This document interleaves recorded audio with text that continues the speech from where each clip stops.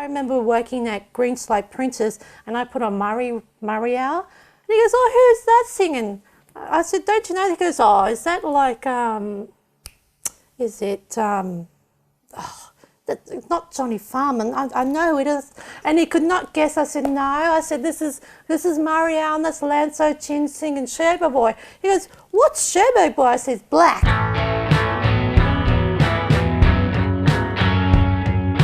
So in 1982, when the Commonwealth Games protests were happening, it was 4ZZZ, the community radio station of Brisbane.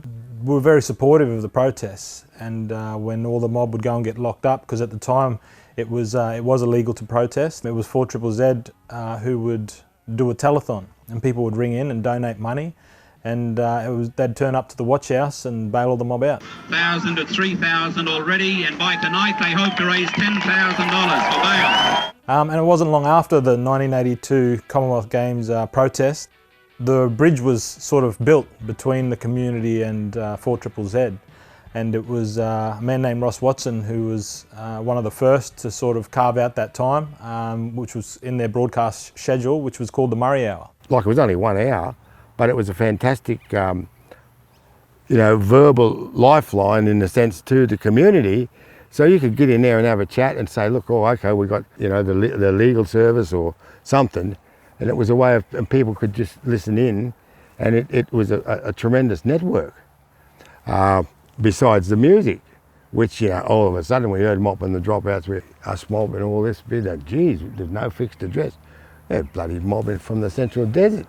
These are bands that have been embraced by mainstream now, and the only place that they could really be heard was on community radio, on Murri radio. And I'd just walk in with the guitar and, this is a song that I wrote, dang, dang, dang, and then we talk about it.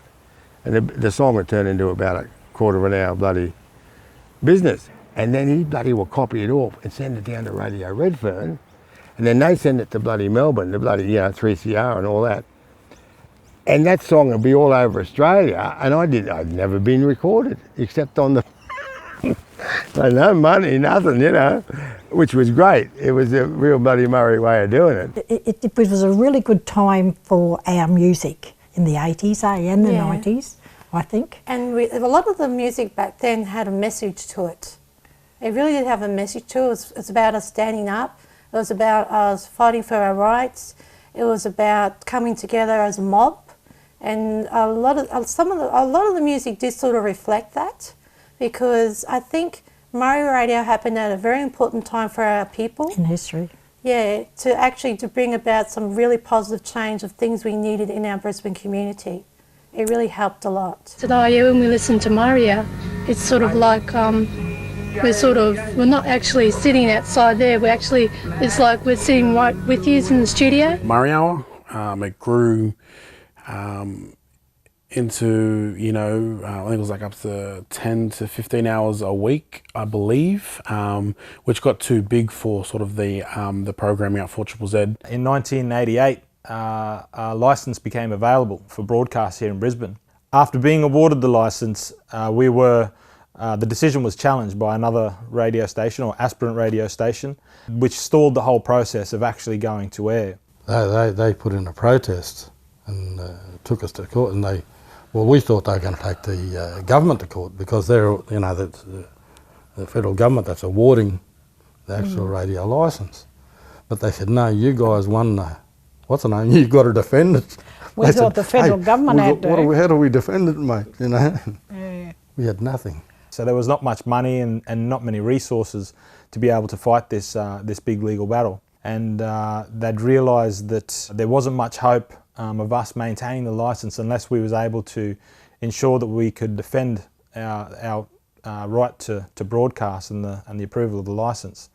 It was the very first meeting of ATSIC down in Melbourne. Ross Watson and a few others got in the car and they drove all night and arrived in Melbourne the very next morning, and basically asked for an opportunity to speak.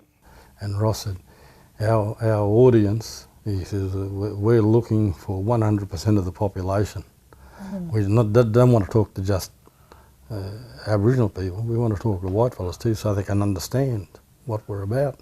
But he also said that it was an essential service That's the word. for Aboriginal people. In any society, in any community, media is an essential service. In our community, it's even more of an essential service because the mainstream media is so geared towards serving politics and business. Listening to the new 4AAA Aboriginal Radio. I'm glad, so glad, like thousands upon thousands of others, that he had the fortitude to keep going when people said no. A media organisation that's able to ensure that the Indigenous perspective is presented.